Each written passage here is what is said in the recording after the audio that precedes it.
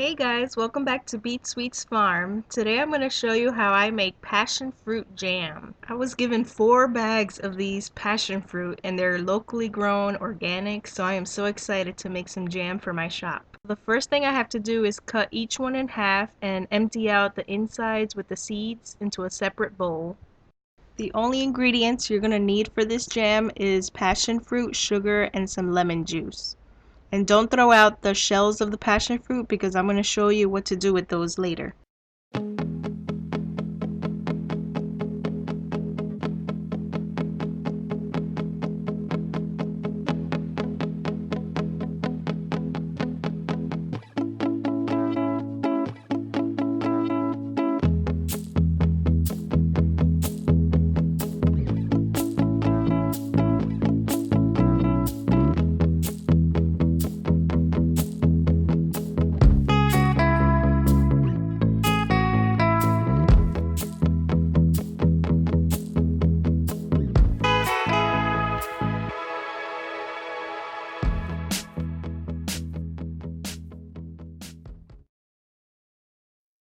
Okay, so now you can put the seeded part aside and we're going to work to prepare the shells. You're going to use about 1/3 of the emptied passion fruit shells for your jam base, and you can throw the rest out or compost them. Completely submerge them in a pot of water and you're going to see I boil them until the inside is very soft and translucent, and you might need to refill the pot of water as needed.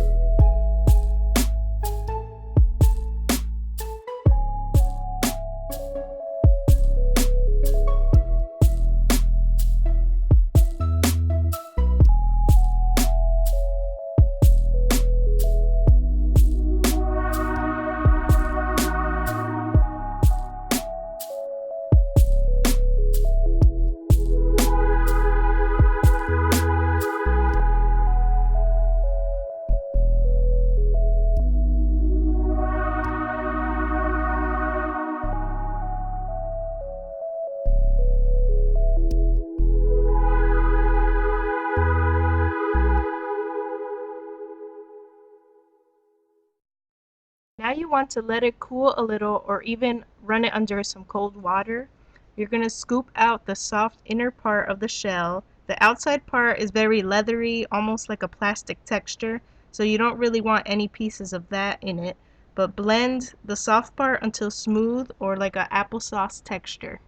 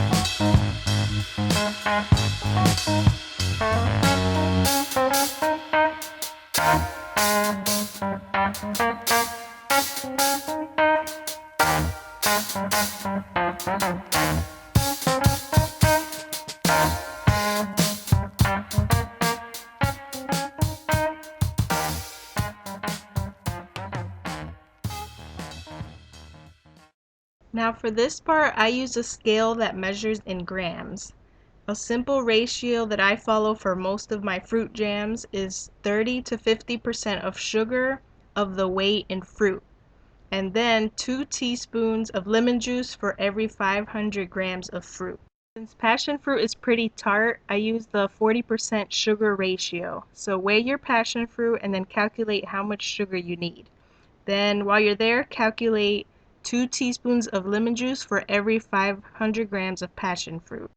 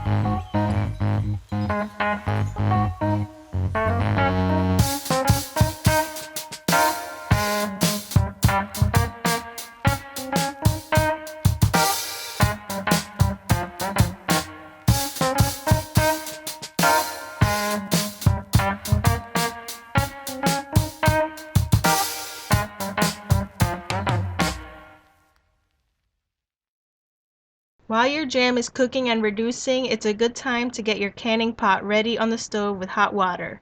Clean your jars by simmering them in the pot and letting them air dry or wiping them dry with a clean towel.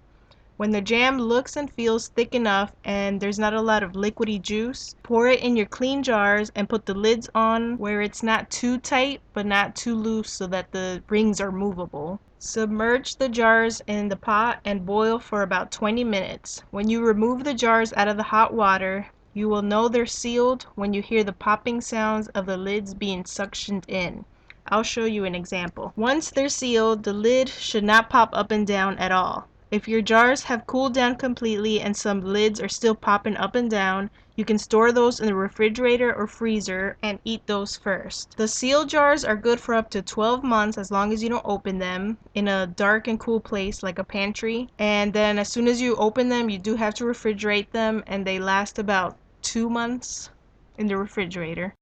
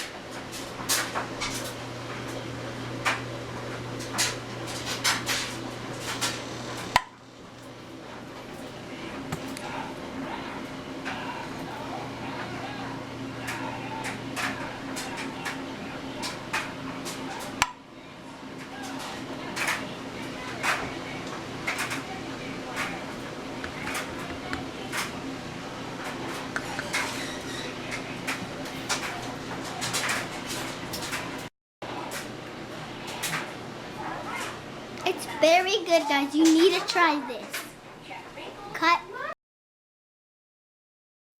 After your jars are completely cooled, you can label and decorate them however you want, if they're for gifts or for sale like mine. Here I'm just making my labels on the Avery website. But this is how the finished product should look.